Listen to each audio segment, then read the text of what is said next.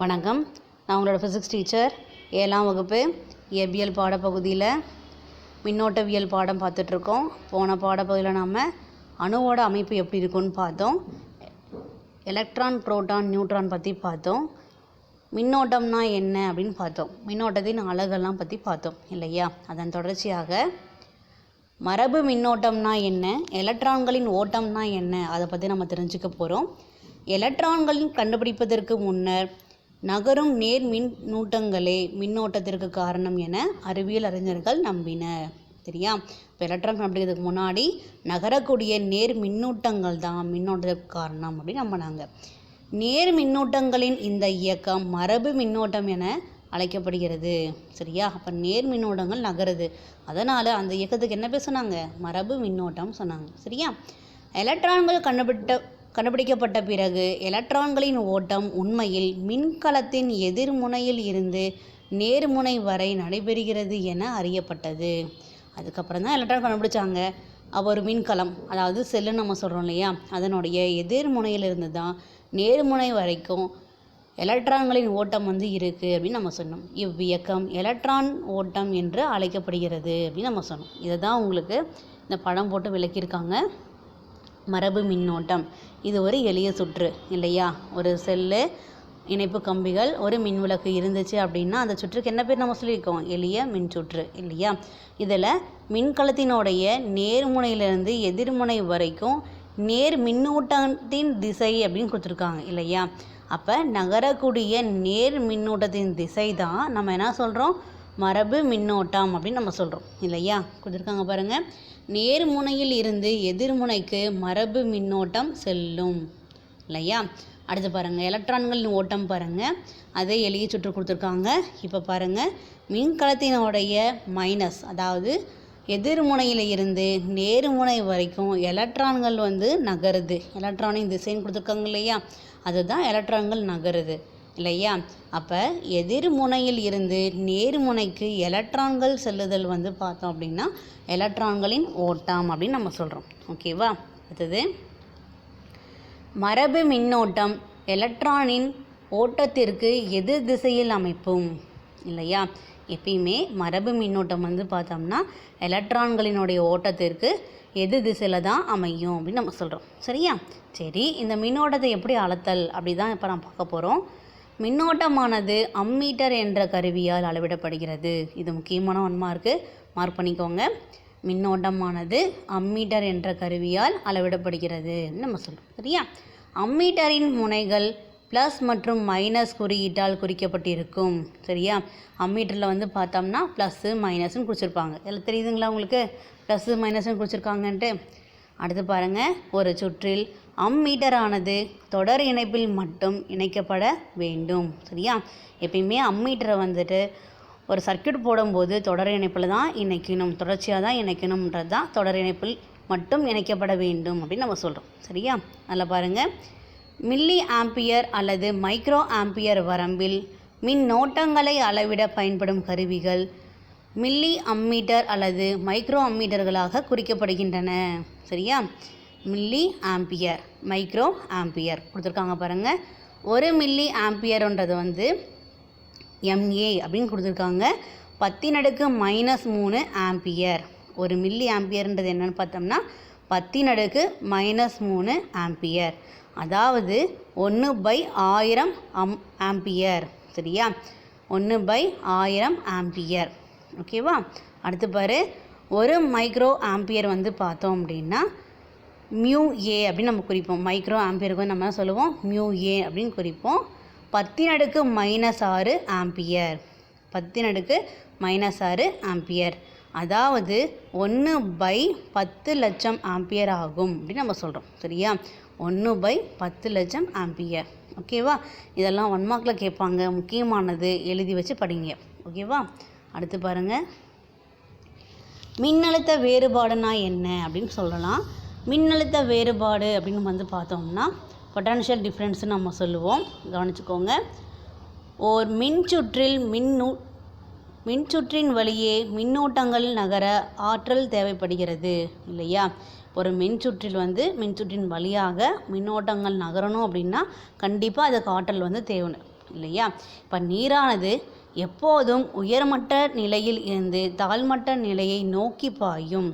அதுபோல் மின்னூட்டங்கள் எப்போதும் உயர் மின் அழுத்த புள்ளியில் இருந்து தாழ் மின்னழுத்த புள்ளியை நோக்கி பாயும் அப்படின்னு சொல்கிறாங்க. சரியா?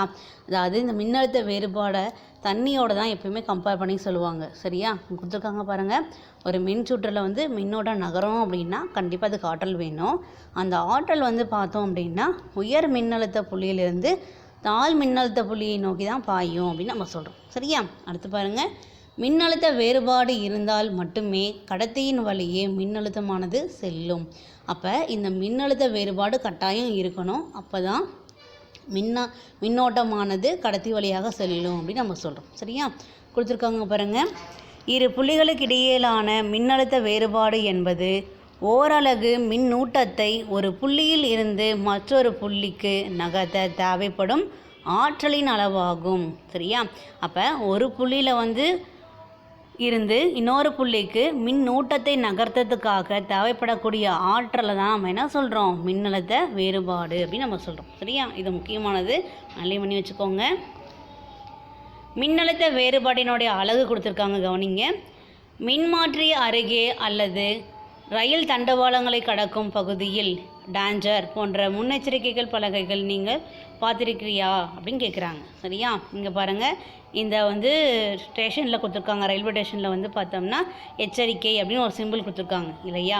கவனிச்சுக்கோங்க. இப்பலகையில் குறிப்பிடப்பட்டுள்ள உயர் மின்னழுத்தம் என்பது எதை குறிக்கின்றன அப்படின்னு கேட்குறாங்க. சரியா? முன்னெச்சரிக்கை பலகையில் குறிப்பிட்டுள்ள வோல்ட் என்ற வார்த்தை மின்னழுத்த வேறுபாட்டின் அளவீடாகும் அப்படின்னு சொல்கிறாங்க. சரியா? அந்த சிம்பிளுக்கு என்ன பேருன்னா வோல்ட்டுன்னு பேர். சரியா? அதாவது மின்னழுத்த வேறுபாட்டினுடைய அளவு அப்படின்னு அர்த்தம். சரியா? அடுத்து பாருங்கள். நீர்வீழ்ச்சியில் மேல் மட்டத்தில் உள்ள நீரானது அதிக நிலையாற்றலை பெற்றிருக்கும் இல்லையா? இப்போ மேலே வந்து நீர்வீழ்ச்சியினோட மேல் மட்டத்தில் வந்து பார்த்தோம்னா தண்ணி வந்து அப்படியே நிற்குது, அதனால் நிலையாற்றல் வந்து பெற்றிருக்கு. அது கீழே இறங்கி வரும்போது என்ன ஆற்றலாக மாறுது அப்படின்னு பார்த்தோம்னா இயக்க ஆற்றலாம் மாறுது இல்லையா? அதே மாதிரி கீழே தண்ணி என்ன பண்ணோம் அப்படின்னாக்க நம்மளுக்கு குறைந்த நிலையாற்றல் வந்து பெற்றிருக்குது அப்படின்னு நம்ம சொல்கிறோம். கொடுத்துருக்காங்க பாருங்கள். மின்னோட்டமானது நீரோட்டம் போல் அதிக மின்னழுத்த மட்டத்தில் இருந்து குறைந்த மின்னழுத்த மட்டத்தை நோக்கி பாயும் அப்படின்னு சொல்கிறாங்க. சரியா? அப்போ மின்னோட்டம் வந்து பார்த்தோம் அப்படின்னா எப்பயுமே அதிக மின்னழுத்த மட்டத்திலிருந்து குறைந்த மின்னழுத்த மட்டத்தை நோக்கி தான் பாயும் அப்படின்னு சொல்கிறாங்க. சரியா? அடுத்தது மின் கடத்துத்திறன் மற்றும் மின் எதிர்ப்பு திறன்னா என்ன அப்படின்னு சொல்லிட்டு பார்க்கலாம். சரியா? மின் கடத்துத்திறன் அப்படின்னா கண்டக்டிவிட்டி அப்படின்னு நம்ம சொல்கிறோம். அதாவது இப்போ ஒரு பொருள் வழியாக மின்னோட்டத்தை செலுத்தும் போது அந்த பொருள் கடத்துச்சு அப்படின்னா அதுதான் மின் கடத்துதல் அப்படின்னு நம்ம சொல்கிறோம் இல்லையா? அதுவே மின் எதிர்ப்பு திறன்னா என்ன அர்த்தம் அப்படின்னா ஓரளவுக்கு தான் என்ன பண்ணணும், அது கடத்தக்கூடியதாக இருந்துச்சுன்னா அது எதிர்ப்பு திறன் கொண்டது அப்படின்னு நம்ம சொல்ல போகிறோம். சரியா? நல்லா கவனிச்சுக்கோங்க. மின் தடையுடன் கூடிய மின் உறுப்பு அப்படின்னு கொடுத்துருக்காங்க. சரியா? அதாவது இது வந்து ஒரு ஒயர்னு வச்சுக்கோங்க. இந்த ஒயரில் வந்து பார்த்தோம் அப்படின்னாக்க என்ன போகுது, மின்னூட்டங்கள் வந்து போகுது. அதுவும் எதிர் மின்னூட்டங்கள் போச்சு அப்படின்னா தான் அதுதான் நம்ம கரண்ட் ஃப்ளோ ஆகுது அப்படின்னு நம்ம சொல்கிறோம் இல்லையா? கொடுத்துருக்காங்க பாருங்கள். ஓர் மின்சுற்றில் இணைக்கப்படும் மின்தடையானது அந்த மின்சுற்றில் பாயக்கூடிய மின்னூட்டத்தின் இயக்கத்தை எதிர்க்கும் அல்லது தடுக்கும் ஓர் மின் உறுப்பு ஆகும் அப்படின்னு சொல்கிறாங்க. சரியா? அதாவது மின்தடை அப்படின்றது என்னன்னாக்க போகக்கூடிய மின்னூட்டத்தினோட இயக்கத்தை வந்துட்டு எதிர்க்கக்கூடியது இல்லைன்னா தடுக்கக்கூடிய ஒரு மின் உறுப்பு அப்படின்னு சொல்கிறாங்க. சரியா? இப்போ நீரோட்டம் பாயும் வீதத்தை ஓர் குறுகிய வழியானது எவ்வாறு பாதிக்கின்றதோ அவ்வாறே மின் உறுப்பான மின்தடையானது மின்னோட்டம் பாயும் வீதத்தை எதிர்க்கும் அப்படின்னு சொல்கிறாங்க. சரியா? இப்போ தண்ணி வந்து வேகமாக ஓடிட்டுருக்கு, அந்த இடத்துல நம்ம சின்னதாக வச்சோம் அப்படின்னாக்கா அந்த இடத்துல என்ன ஆகும், அந்த வழியாக வரக்கூடிய தண்ணியோட அளவு வந்து குறையும் இல்லையா? அந்த பாயும் வீதம் வந்து குறையும் இல்லையா? கொடுத்துருக்காங்க பாருங்கள். மின் உறுப்பான மின்தடையானது மின்னூட்டம் பாயும் வீதத்தை எதிர்க்கும் அப்படின்னு சொல்கிறாங்க. சரியா? அடுத்தது ஒரு மின் உறுப்பின் மின்தடை மதிப்பு அதிகம் எனில் அம்மின் உறுப்பின் வழியே செல்லும் மின்னூட்டங்களை இயக்க செய்ய அதிக மின்னழுத்த வேறுபாடு தேவைப்படுகிறது இல்லையா? இப்போ மின்தடை வந்து போட்டிருக்கீங்க இல்லையா? அப்போ அந்த உறுப்பின் வழியாக செல்லக்கூடிய மின்னூட்டங்களை வந்து இயக்கத்துக்கு நம்ம என்ன பண்ணணும்? இப்போ அதிக மின்னழுத்த வேறுபாடு வந்து நம்ம கொடுக்கணும் இல்லையா? அதுதான் இங்கே கொடுத்துருக்காங்க. ஒரு மின் உறுப்பின் மின்தடை மதிப்பு அதிகம் எனில் அம்மின் உறுப்பின் வழியே செல்லும் மின்னூட்டங்களை இயக்க செய்ய அதிக மின்னழுத்த வேறுபாடு தேவைப்படுகிறது அப்படின்னு நம்ம சொல்கிறோம். சரியா? ஒரு மின் உறுப்பின் மின்தடை என்பது மின் உறுப்பிற்கு இடையே செயல்படும் மின்னழுத்த வேறுபாட்டிற்கும் மின் உறுப்பின் வழியே செல்லும் மின்னோட்டத்திற்கும் இடையே உள்ள விகிதமாகும் அப்படின்னு சொல்கிறாங்க. சரியா? அதாவது மின் உறுப்பான மின்தடை ஓகேவா என்னாகுது?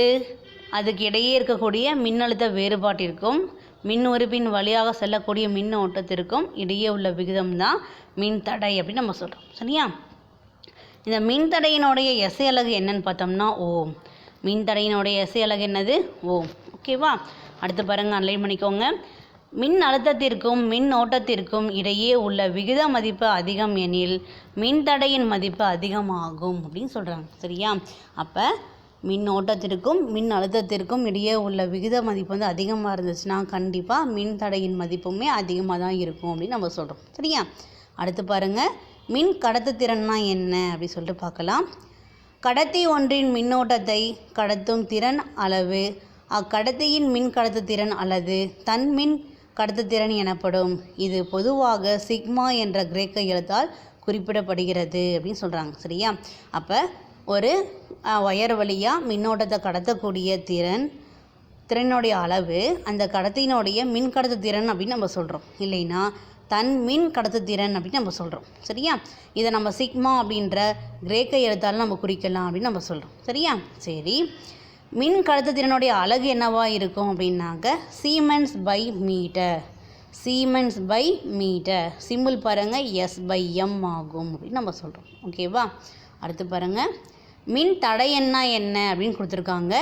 பொருள் ஒன்று தன் வழியே மின்னோட்டம் பாய்வதை எவ்வளவு வலிமையாக எதிர்க்கும் என அளவிட்டு கூறும் பொருளின் அடிப்படை பண்பே அப்பொருளின் மின்தடை எண். மின்தடை எண்ணை வந்து நம்ம என்ன சொல்லுவோம்னா ரோ அப்படின்னு நம்ம சொல்லுவோம். சரியா? அதாவது ஒரு பொருள் வழியாக மின்னோட்டம் போகிறது வந்து வலிமையாக வந்து எதிர்க்குது அப்படின்னா அதை தான் நம்ம என்ன சொல்கிறோம்? மின்தடை எண் அப்படின்னு நம்ம சொல்கிறோம். சரியா? மின்தடை எண்ணை தன் மின்தடை எண் எனவும் குறிப்பிடுவர். மின்தடை எண்ணினுடைய எஸ்ஐ அலகு பார்த்தோம்னா ஓம் மீட்டர். ஓம் மீட்டர். ஓகேவா? அப்போ ஒரு கடத்தி வழியாக மின்னோட்டமே வரவே வேண்டாம் அப்படின்னு தடை செய்யக்கூடியது தான் நம்ம என்ன சொல்கிறோம்? மின்தடை எண் அப்படின்னு நம்ம சொல்கிறோம். சரியா? அதனுடைய அலகு ஓம் மீட்டர். ஓகேவா? பொருட்களின் மின் கடத்துத்திறன் மற்றும் மின்தடை எண்ணினுடைய மதிப்பு கொடுத்துருக்காங்க. நல்லா கவனிங்க. பொருள் கொடுத்துருக்காங்க, மின்தடை எண், மின் கடத்து எண், திறன். ஓகேவா? இதில் பாருங்கள், ரெண்டுமே 20 டிகிரி செல்சியஸில் இருக்கும்போது அதனுடைய மதிப்பு கொடுத்துருக்காங்க இல்லையா? நல்லா கவனிங்க. வெள்ளி, தாமிரம், துண்டாக்கப்பட்ட தாமிரம், அலுமினியம் இல்லையா? இதில் பாருதுங்க, மின்தடை எண் வந்து பார்த்தோம் அப்படின்னா அப்படியே அதிகரிச்சே போகுது இல்லையா? அதே மின் கடத்துத்திறன் பாருங்கள், அப்படியே என்ன ஆகிட்டே வருது? குறைஞ்சிக்கிட்டே வருது இல்லையா? இதில் நீங்கள் வித்தியாசம் தெரிஞ்சுக்குவீங்க. எந்த அளவுக்கு வந்து மின்தடை எண் வந்து குறைவாக இருக்கோ அந்த அளவுக்கு மின் கடத்துத்திறன் வந்து அதிகமாக இருக்கும்னு தெரிஞ்சுக்கலாம். சரியா? கடைசி பாருங்கள், அலுமினியத்தில் பாருங்கள் மின்தடை எண் வந்து அதிகமாக இருக்குது, அப்போ மின் கடத்துத்திறன் வந்து கம்மியாக இருக்குது இல்லையா? இதை நீங்கள் ஞாபகம் வச்சுக்கோங்க. மின்தடை எண்ணுடைய மதிப்பு குறைவாக இருந்தால் கண்டிப்பாக மின் கடத்துத்திறனுடைய மதிப்பு அதிகமாக தான் இருக்கும் அப்படின்னு நம்ம சொல்லலாம். சரியா? இதன் தொடர்ச்சியாக அடுத்த பாடப்பகுதியில் சந்திக்கலாம். நன்றி.